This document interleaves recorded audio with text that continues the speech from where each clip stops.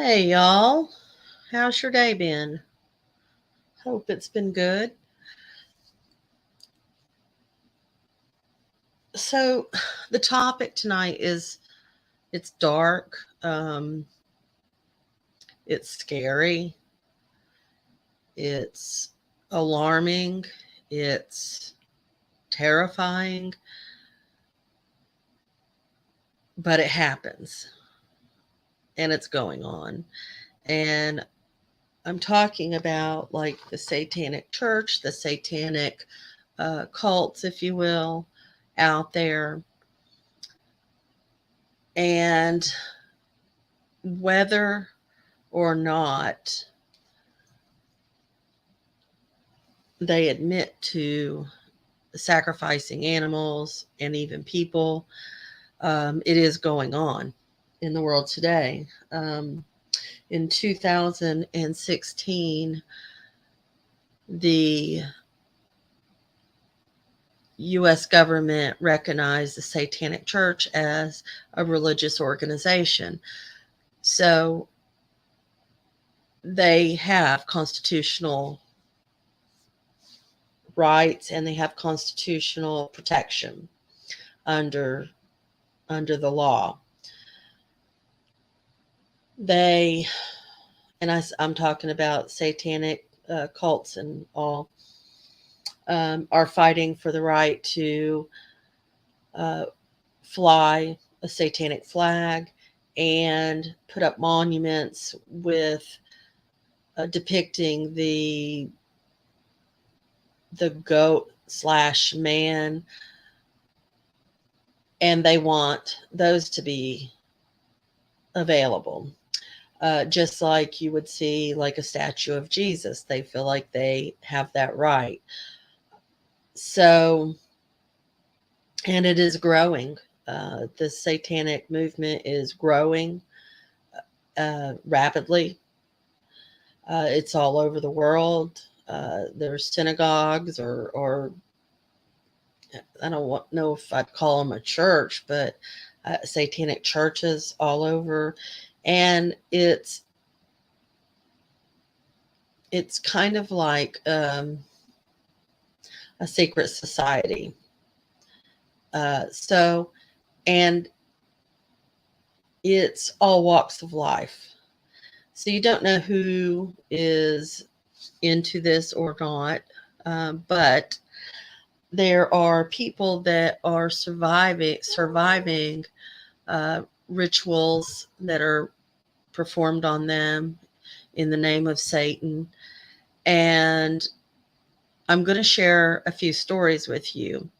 Three stories are Satanist themselves. One is about the satanic movement, and then two stories I'm going to share with you are people who have survived. So let me start by doing this, and I want to say trigger warning because this is extremely um, well, to me it is very disturbing, and I feel sure that it will be to y'all. um, let's see, I'm going to put up a disclaimer because I'm going to use some content here, and we're gonna talk about it. Now I want to remind you that this is some of this information is extremely disturbing, so I'm giving you a trigger warning. If you find it too much, I just would encourage you to get off and not even listen to it. Okay. um, I think that just like in human trafficking and children and adults were being taken for that, and this is just my opinion, I believe some of that is going on within this satanic cult as well. And I just think that we uh, just need to be aware of all this, consider uh, just watching over your loved ones as close as possible.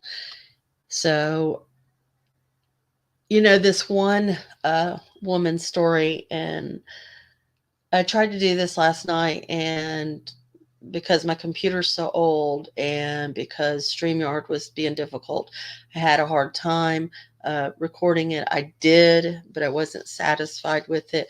And I couldn't find this one woman's story again, but she was like, you know, people don't want to believe that this is happening. And if you choose not to believe that, she says, you're part of the problem. And it's not an easy topic. It's just like human trafficking. You don't want to think stuff like this is going on, but putting a blind eye or putting your head in the sand uh, doesn't doesn't help anything. So, I mean, I think we have to just keep talking about stuff that's uncomfortable. Just because it's uncomfortable doesn't mean it's not going on, and doesn't mean that it's not affecting a lot of people's lives. So that's what I am going to try to educate us a little bit about. Um, so yeah, so let me mute out, and I'll share the first one.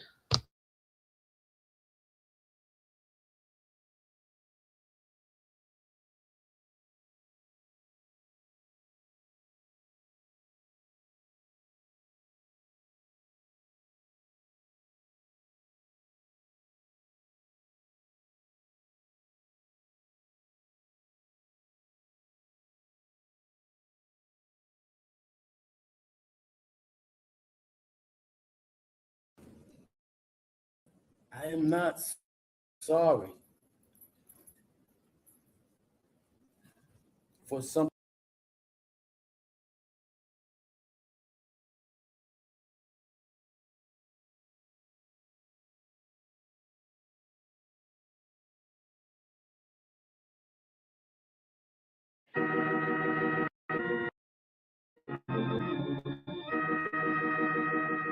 All hail Nyarlathotep.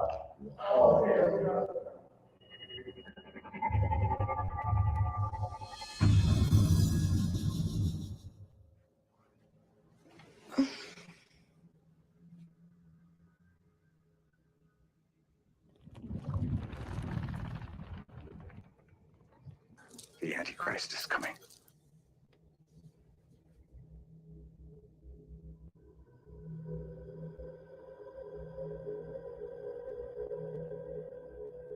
Hi, it's Thomas. We're in Cleveland outside the House of Wills. It's an old funeral home owned by one Eric Freeman, who is Cleveland's leading proponent of satanic thought. He is formerly associated with Anton LaVey and some of his children from the Church of Satan. I'm curious about full-term possession, like wholly giving yourself over to dark forces, and I think there's no better format for doing so than Satanism, where the foundational right is selling your soul to the biggest dark force of all, the devil. So tonight we will be conducting one of the satanic rituals as written by LaVey, the ceremony of the 9 angles, and we will hopefully be summoning the goat of 1,000 ages and maybe indoctrinating ourselves into the order of the 9 angles, which is a secret society of Satanists, perhaps the most secret society of Satanists, who advocate animal sacrifice, human sacrifice, and reshaping the world according to your will. Let's see if it works.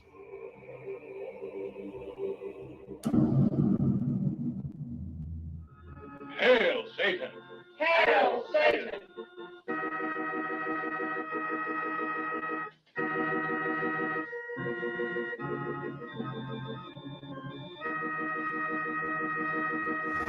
Like, what is Satanism? Like, really? I mean, to me, it's a logical format of exactly how to fundamentally get the most out of life without any kind of dogma, superstition, fear, or anything else controlling you. It's you being completely in control of your universe. Okay. And in Satanism, we have our own, general structure of how we treat people. Well, can you describe that structure? I mean, it's pretty simple. We absolutely do not turn the other cheek. Stupidity is the number one sin. If you're magic and you create something, never doubt yourself, because once you doubt yourself, it's gone.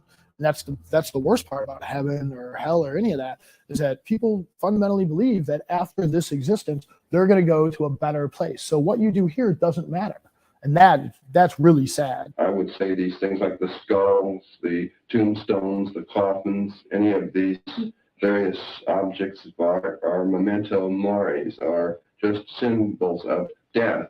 These do not imply in any way that we're the least bit eager to die or have any sort of Freudian death wish. On the contrary, these are constant reminders that death is around the corner, and death doesn't present a better than what we have now world. Can you walk me through the roots of American Satanism? I would state that most ideas of Western Satanism was probably come from the Fool Society back in Germany in the early 1900s. After that, you absolutely have Crowley, who is the most evil man, alive. I mean, when you look at him, his "do what thou wilt" turned into "do your own thing," which is absolutely instrumental in the structure of the 60s, the 70s, even the Freak Flag, like that's all based on Crowley, who's the most evil man in the world. But then you have this hippie peace movement that spawns from this gentleman. You can even go to Charles Manson, who was instrumental in Ottawa, what is it, Air, Trees, Water, Earth, I believe. The Green Movement today is all based on Charles Manson. This is a man that's still in prison today who never killed anyone. Like, if you want to talk about will and what you can create, that man knows what's going on. Yeah. And that's why they have him in a cage. And if you ask him, like, hey, do you like jail? He'll just straight up, he'll be like, what jail? Because he knows that he can do whatever he wants in his mind. Is he completely sane? Absolutely not. But that doesn't mean that he's completely ignorant as to the way things work. It's the duality of nature that people don't comprehend. They only see one thing when they look at things. The altar is a living slab of flesh in the personification or in the person of a nude young woman. The altar stone, or the mantle which holds the altar, was made from cobblestones from the San Francisco streets that were broken up in the 1906 earthquake. Satan is simply a word that means the adversary, or the opposition, or the accuser. It doesn't necessarily mean evil or brutality or cruelty. It simply means the dissenter. Oh, this is evidently today's ritual room in the basement. And these are, I presume, the participants in the ceremony we're about to conduct. This looks about right. The Orator of the Nine Angles is actually taken from Michael Aquino, who is the co-founder of the Church of Satan. With LaVey, wrote the Satanic Rituals. Honor that as a God, without whose laughter the world should not be. At least the mentality behind it is you utilize different trappings to collect more power so that you have more power to alter reality. As a thought, great center of the cosmos, let thy flute sing unto us, lulling us against the terrors of thy domain. Whether it existed or didn't exist, it exists today. That's the mentality of Crowley, Manson, all of it. It's all a mental state where you restructure the entire universe through your thought process. All hail the artifact. All hail the artifact. Satanists don't believe in the devil. They don't believe in heaven, hell, God, anything. We believe in us. And we believe in our will altering reality, that it's your life, it's your reality, and you have the ability to do whatever you want. And either you can do it or you can't do it. You can either be a victim or you can be, and it's up to you on which path you want to take. You can either be part of it or you can be it.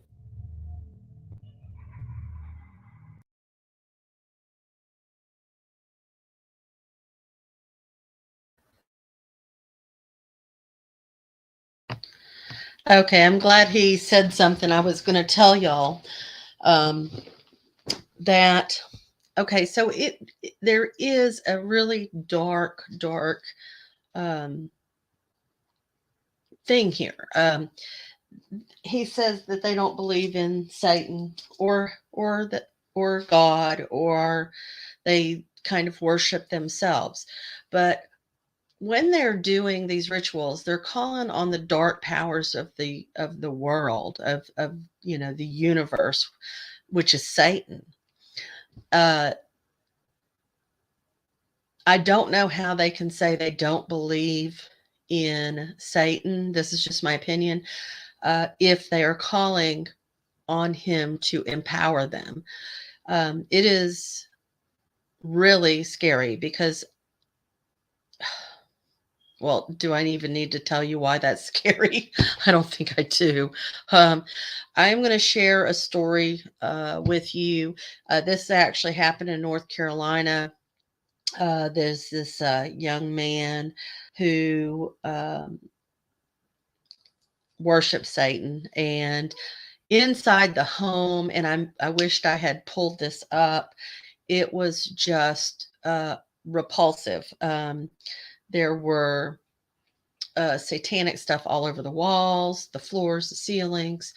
What is really alarming about this story, and I didn't pull this one up, but his mother was living in this home with them when all this was going on, and she turned a blind eye while people were being murdered in that house. She knew it. She saw it. She had a job. She went to work every day and never reported it. It eventually did come out, and her son was sort of a satanic leader, I guess you could say. I'm going to share that story with you. It is disturbing. I'm going to tell you trigger warning through this whole thing.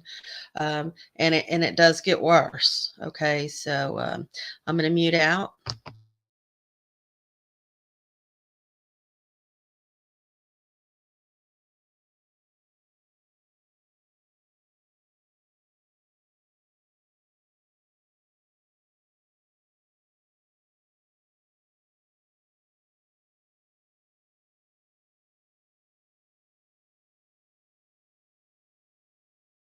with the church. So he became the devil. He became a quote unquote Satanist. Even the name Pazuzu, I mean, come on, it's the name of the demon in The Exorcist. What is the biggest, scariest thing? It's Satan. It's the devil, El Diablo, the one, Lucifer, Pazuzu. I mean, these people believe in this stuff. Lost control pop culture and kind of came up with this persona. It's a little mixture of Manson, throw in a little Anton LaVey, a little 1980s heavy metal, 666 type stuff, and there you go. And then when 9/11 came, he put on the jihadi mask. It was as if he was trying to be what people are afraid of, maybe powerful. And it seems like there were some young women who were particularly susceptible to his persona. Pazuzu dated a lot of girls, and he apparently had sex with a lot more. I think the majority of his power came from the same place, the same reason that we were all there. That little bit of darkness that we all kind of gravitated towards. All of his women are very young, and a lot of them are going through terrible times. Amber Birch is the best example. Here's a girl who's just out of high school. She hooks up with Pazuzu, and a few short months later, she's helping him dispose of a body. But why? What was it about Pazuzu that these women would sacrifice their futures for him?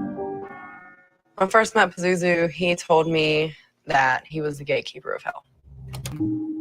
He had this thing called fiancés. He had several women followers: Dixie, Crystal, Amber, and he called them his fiancés.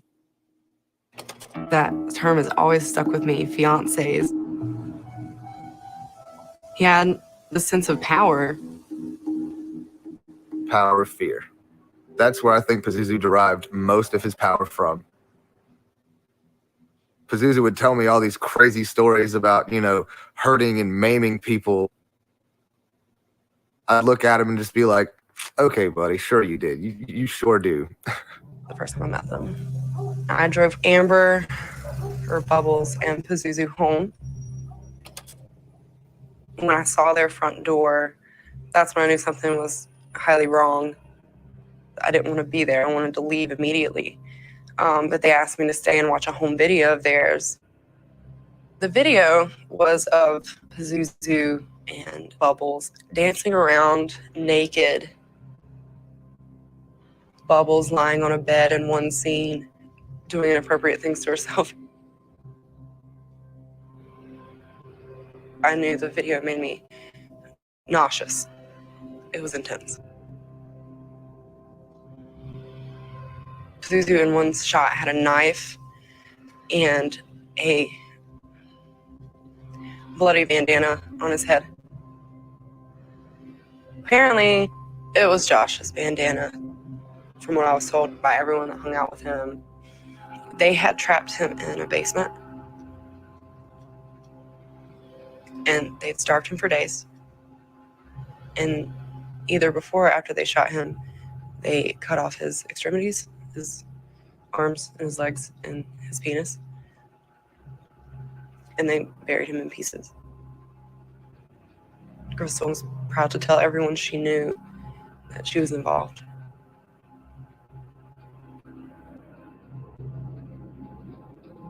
He had spoken to me on several occasions that he had killed homeless people and done a whole bunch of other people really badly, shot a few people, stabbed a few people.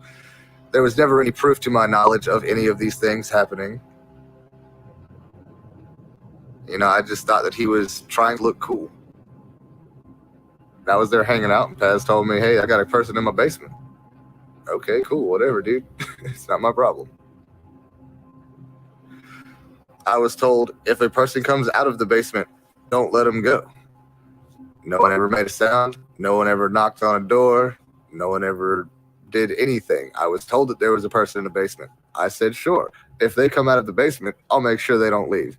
Clearly thinking that they're full of shit.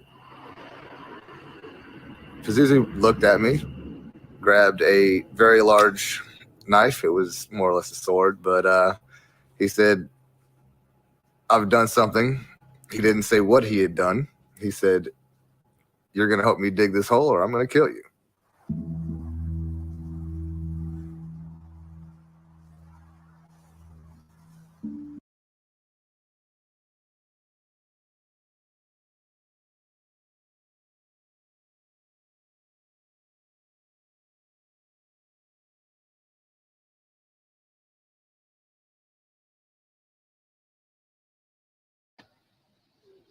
Okay, they are in prison, but they actually found 2 bodies that were buried in the backyard of that house.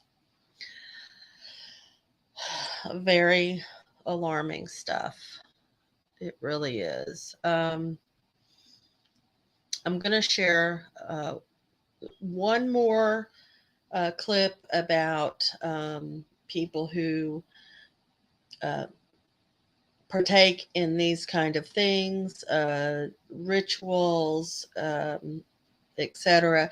There's this one boy, I'd say he's between 20 and 23, who actually meets with this man who practices Satanism, and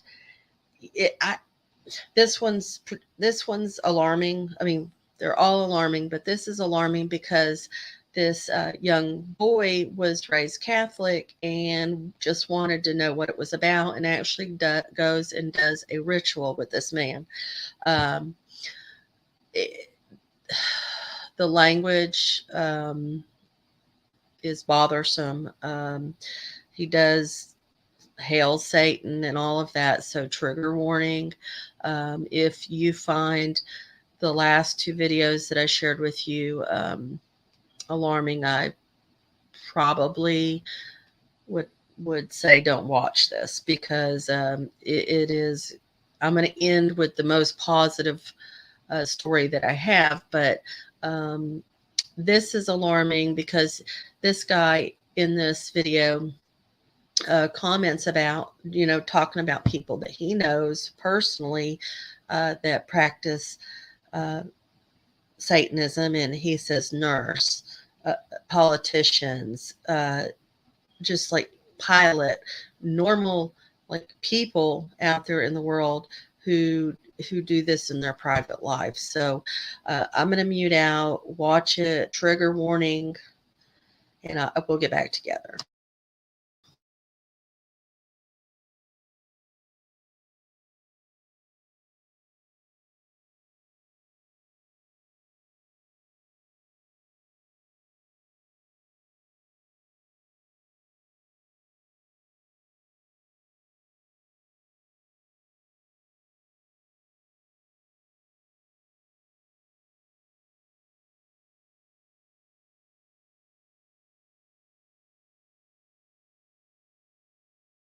within reason. It's based on the Satanic Bible, written in 1969 by American Anton LaVey, found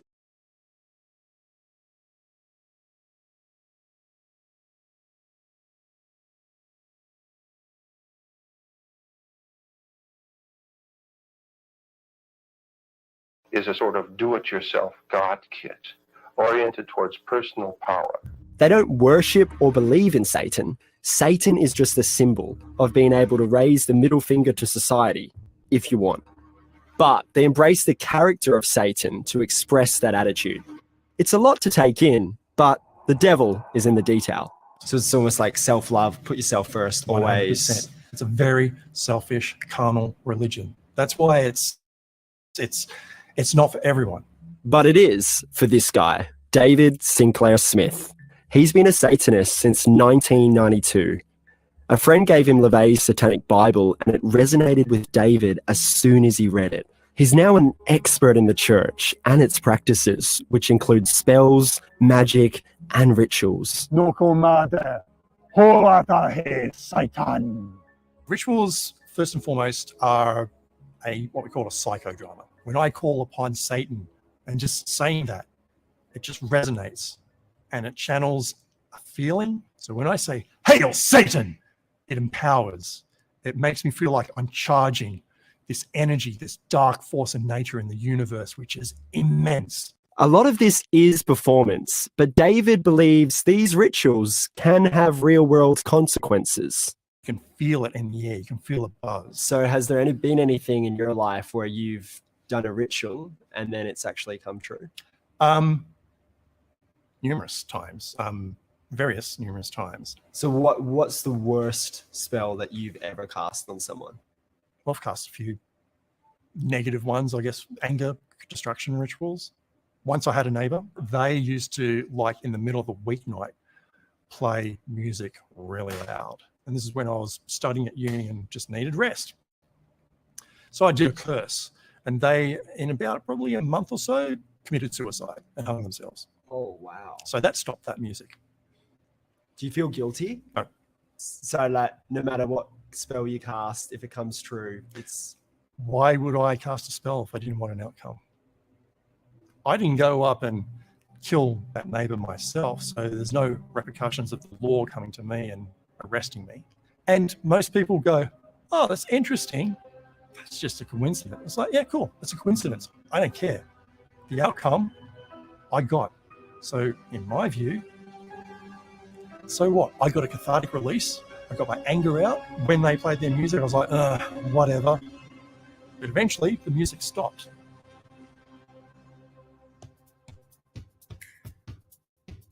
By day, David works in corporate finance. By night, he's an actual ninja, trained in the long-forgotten Japanese martial art of traditional ninjutsu. But while David's happy to share all his passions in life with us, many in his faith choose not to. We're like a secret society. So in Australia, there'd be all sorts of people that we probably wouldn't even know are Satanists. I'm just going from the top of my head for the people I know. IT, pilot, nurse, a lot of artists, a lot of musicians. Any high-profile people that... Politicians, yeah.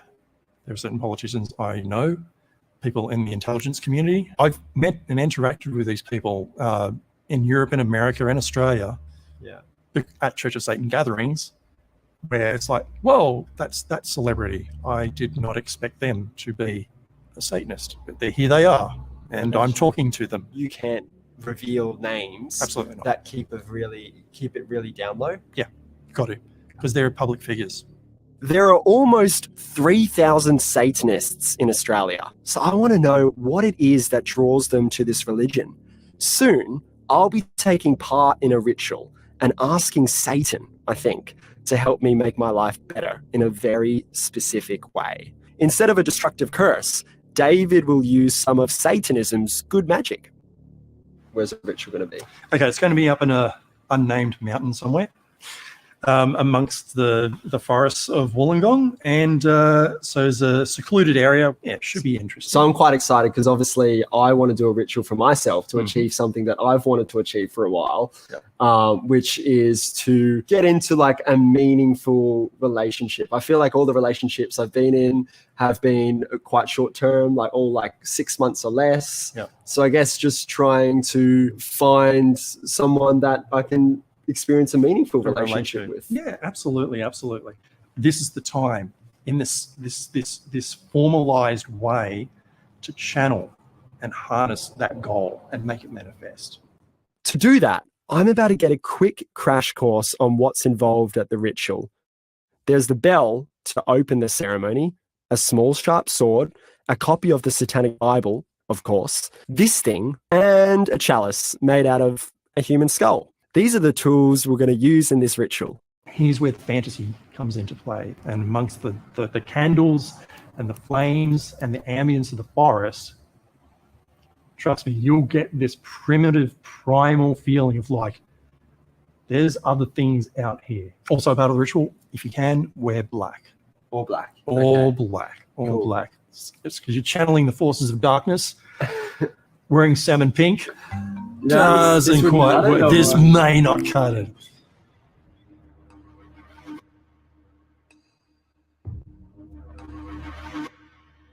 So we're going to meet David. He's setting up the ritual. He said it was only like 15 minutes into the bush, but we've been walking for about half an hour, so we're literally in the middle of nowhere. Just trees and no one around. I've been stitched up here. The walk was more a trek, and 15 minutes is more like 45. It is deep inside a forest, up a mountain. Light is fading, and I'm getting nervous. Ooh, like I thought I just stepped on something.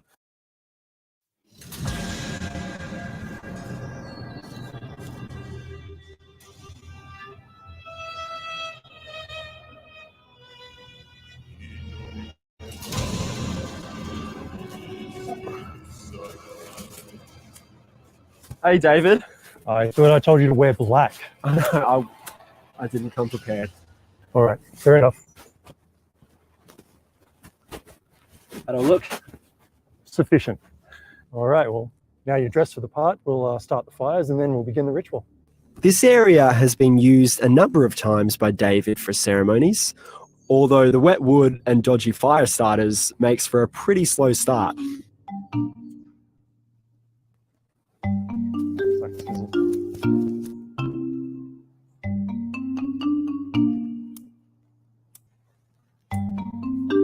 Oh, it's going out. Satan. We are on. David is really embracing his role as Satanic priest of this ritual.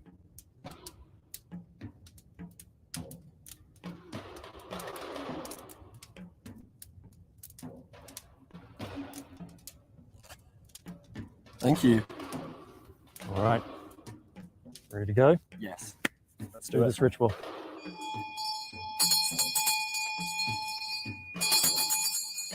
In nomine Dei nostri Satanus Luciferi excelsi, in the name of Satan, the ruler of the earth, the king of the world, I command the forces of darkness to bestow their infernal power upon us.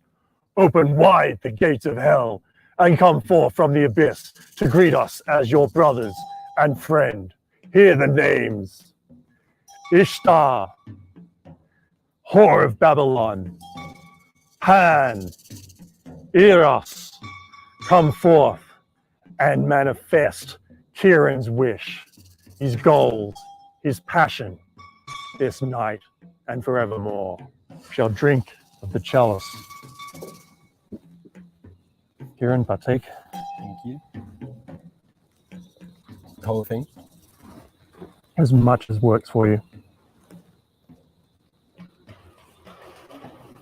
Place it on the altar when you're done. Satan, to the self, the Lord of fire, the abyss, and passion, come forth. Hear me. It's really easy to get caught up in the performance of the ritual and forget I'm standing deep in a forest with someone I'd only met hours ago holding a knife. Kieran, I give you the sword. and focus your energy and your goals towards the Baphomet. So I just point it up like this. Just put it straight up, stand right in front of the altar. This is for you. Dead Say on. what you desire. So I talk. Just go for it. I want a meaningful relationship. I want one that is going to give me happiness, that is going to be of substance, and that is going to be long term.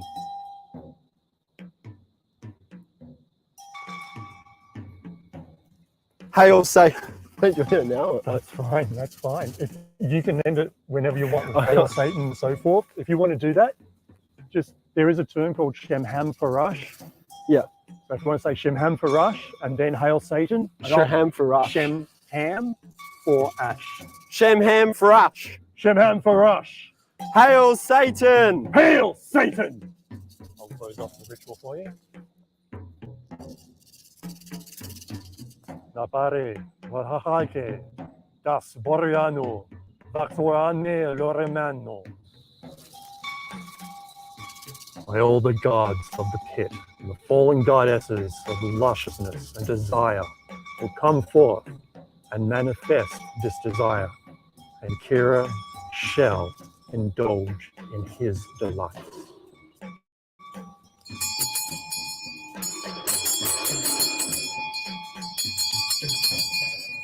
Shemham Farash!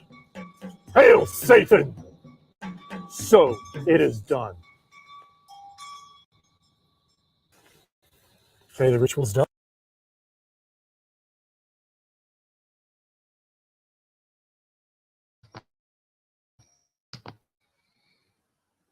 That is completely creepy, is it not? You know what? I'm really concerned about this kid who I mean, I get wanting to get deep in a story or whatever, but you know, like I said, he was raised Catholic, and um, he what has he opened himself up to? You know what I'm saying?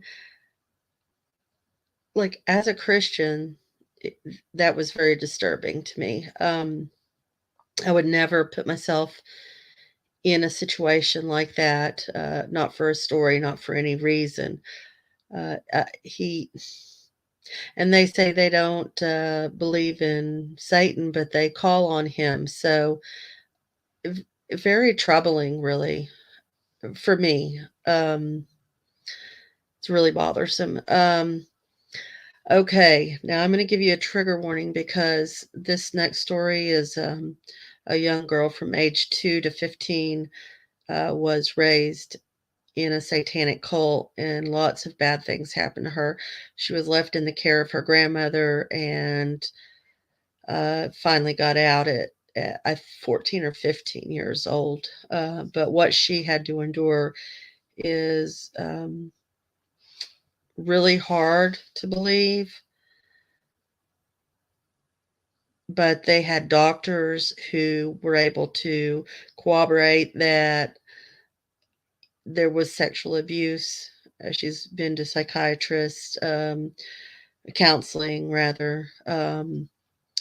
Anyways, her story is extremely, extremely troubling. So I'm going to give you a trigger warning and I'm going to mute out.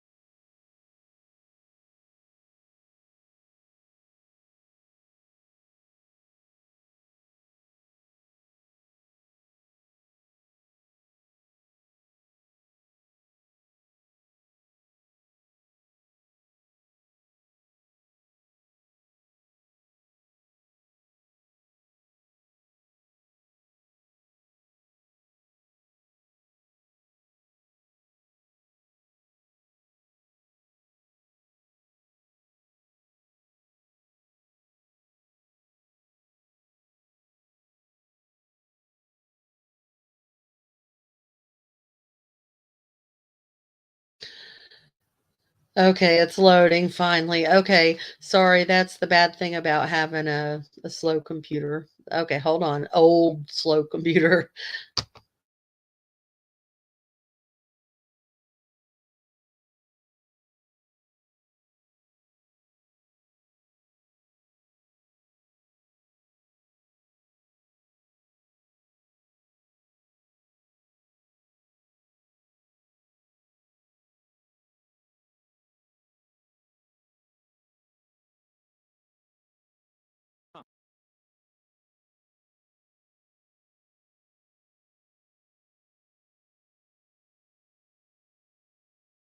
Teresa is learning what it's like to live with love instead of fear. In this quiet English village, with the help of her mother, she's slowly repairing her broken life. Teresa is now 15, but at the age of 2, she was left in the care of this woman, the grandma she called Nan. And that, she says, is when her torment started. Who was the leader? Who was the boss of the gang, of the cult? At home, it was my nan. Your Nan made you have sex with animals. Yeah. Like goats and donkeys. The story of Teresa is a story almost too horrible to recount. A case of child abuse that goes well beyond the kind of things we normally associate with the abuse of children. In 27 years of reporting, it has to be one of the most painful stories I have ever had to tell. How many men or how many people would have sex with you? What, at one time? Yes. About everyone who was there, which must have been about 20. You know, from 10 to 20 people. If it was a big ceremony, it used to be 30. What would your grandma be doing when these men were forcing themselves on you? Usually laughing or smiling or having sex with another man or other men. A chronicle of debauchery and depravity so horrific it's hard to believe. You have to ask yourself, could Teresa be just making it up? No. I know what's true and what's not. No, I know what I saw. Children don't make up elaborate lies that this would have to be if it was a lie, which I know it is not. It isn't. This couldn't be a terrible dream, a nightmare that you're reliving. No. It's no dream. It's a nightmare, but it's not one you can wake up from. It's there all the time. This really happened. You're quite sure of that? Yeah. The police don't think Teresa made up a story. Some of the cult members are to stand trial. 5 men have been charged with rape. As for Nan, the grandmother, she's 61 and lives in this council flat in South London. She's charged on 7 counts of aiding and abetting rape and 2 counts of performing abortions on Teresa. If you're finding this hard to believe, so did I at first.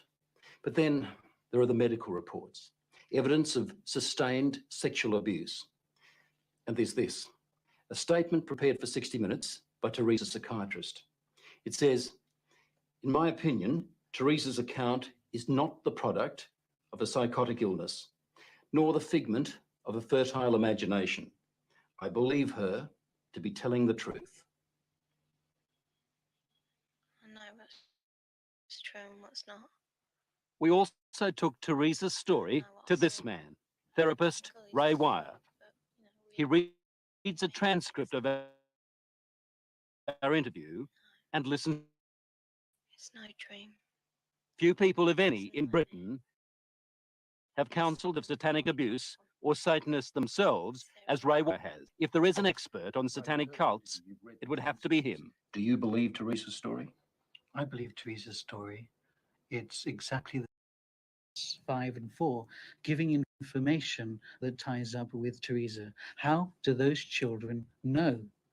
How do those children able to describe rituals, to talk about ceremonies, to talk about sacrificing animals? How do those children know? Nightmares, imagining it? You can't imagine those things at 3 and 4 years old. And you also don't have the evidence of anal sex abuse and oral sex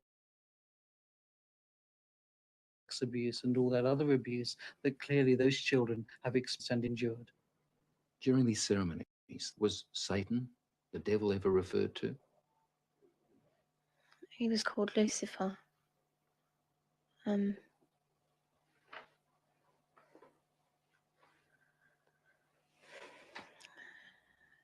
What did they say about the devil, about Lucifer? That killing the people made him happy. Sacrifices to please the devil. According to Teresa, the worst rituals took place at a house somewhere in the country. It was big, expensive. From the front, it looked like a castle. It had a long drive and big double wooden doors. Do you think they were rich people then? Very rich.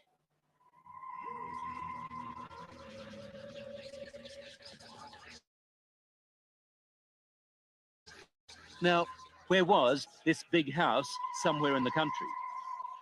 Teresa says she can't take the police there because the Satanists made sure she'd never know how to find it. Teresa was always drugged, or on a couple of occasions she said she was knocked out, so that she never fully knew the route. There was a tramp who was brought in once, and he was killed. He was cut from his throat down to his stomach, and that they ate him, or bits of him. They killed a man at a ceremony Yeah, in front of you? yeah, in front of all of us. Did the tramp, did this man fight back? No, I think he was, drunk or something. He seemed really dopey. He was laughing a lot when he was brought in. And he started screaming when they began to cut. But after a while, he died. I'd seen a few killings before then. Although I wasn't used to it, that was the worst one. I really don't know what I thought. I suppose I thought, thank God it's not me. Let me get this right now. Are you saying that you saw more than one person killed in that house? Yeah. I've seen loads of babies killed there. Just newborn babies. Or aborted ones, which were only small. 4-year-olds. Any age, really. Did they ever say they might kill you? They threatened to kill my little girl, who, when I left, was still at the house. A friend? Huh? What little girl? My little girl, Alex. She's about 4 now. You mean you had a child? Yeah. How old were you when you had that child? 11.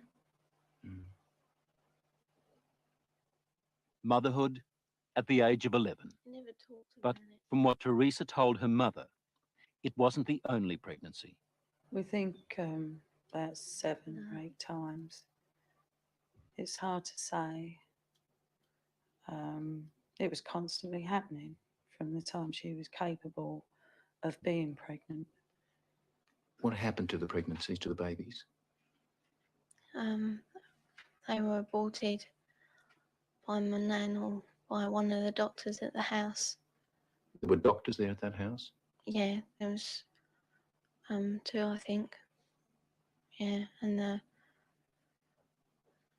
nurse. What would happen to the fetuses, the unborn babies? They used to be taken away most of the time. And one time, baby was taken out of me and then killed in front of me because it was still alive. And then what would happen?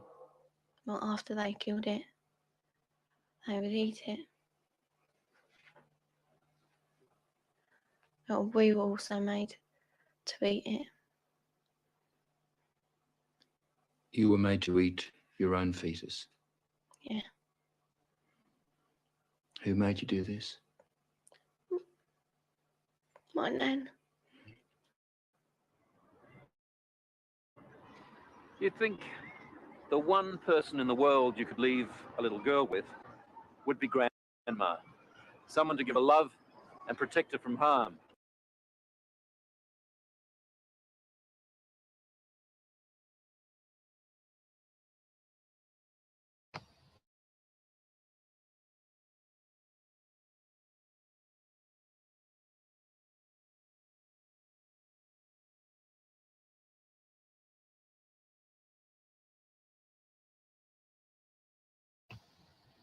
I'm going to share one last story.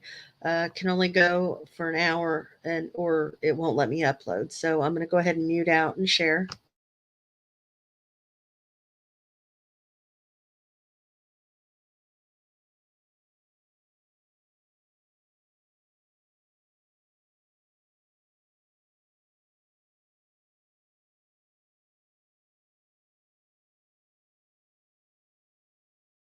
When Patricia was 5 years old, she was initiated into a secret satanic cult through a series of sick and abusive rituals. I was whisked away by family members to take part in a ceremony, a ritual. In the basement, there was a altar that was made out of wood, and on the floor of the concrete was a pentagram painted with red paint. There was family members and also occult members around in a circle around the altar. They were chanting in some unknown language. I just remember being pinned down, strapped down, and then a ritual performed on me. Patricia says she was raped and pledged to Satan, but the horror didn't stop there. Satanic rituals and animal sacrifice continued throughout her childhood. We were forced to drink the blood and to eat eyes, and if we didn't, we were tormented until we did. And the eyes were to give us power to see into the spirit realm. For Patricia, there was no safe place. Unable to process the abuse, she suppressed her memories. The night terrors would continue and the dreams, and my brain was trying to sort it all out, work it all out. And, you know, it's a nightmare. It's an absolute nightmare. I felt like I was living a constant horror movie. A horror movie, that's how I describe it. A horror movie on Halloween. At 13 years old, she ran away from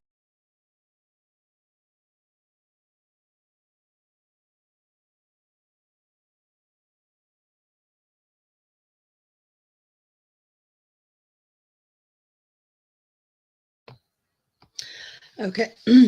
In this woman's story, she goes on to seek out the Lord and does find God and peace through him with everything that she endured.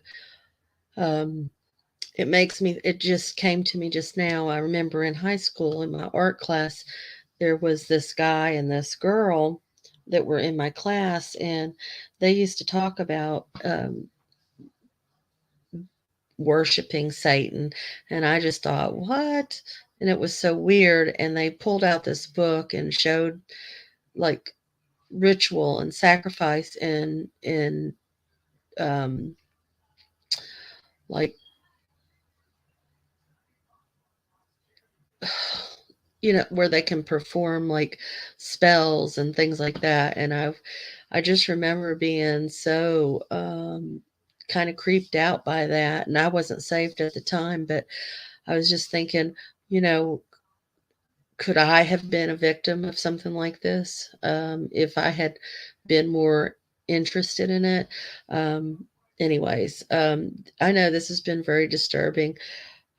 Just think that we have to be aware of like all the things, the evil that's out in the world, and what can actually could happen uh, with children, adults, missing people come up all the time. Is this part of it? It disturbs me to know that politicians, this one guy that you heard, he says he's been around politicians and famous people here in the States and in the UK and other places. So this thing is really going on, and I think awareness is all that we can do. Um, I know it was a disturbing um, ending. Let me see. I'm running out of time.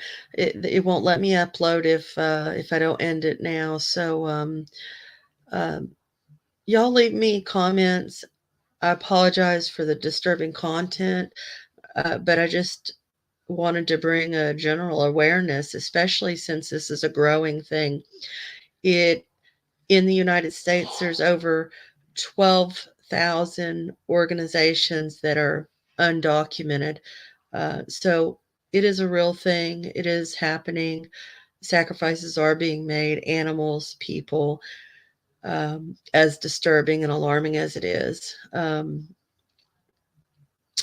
I appreciate y'all for listening, and I'll talk to you soon. Y'all have a good evening, and say your prayers tonight.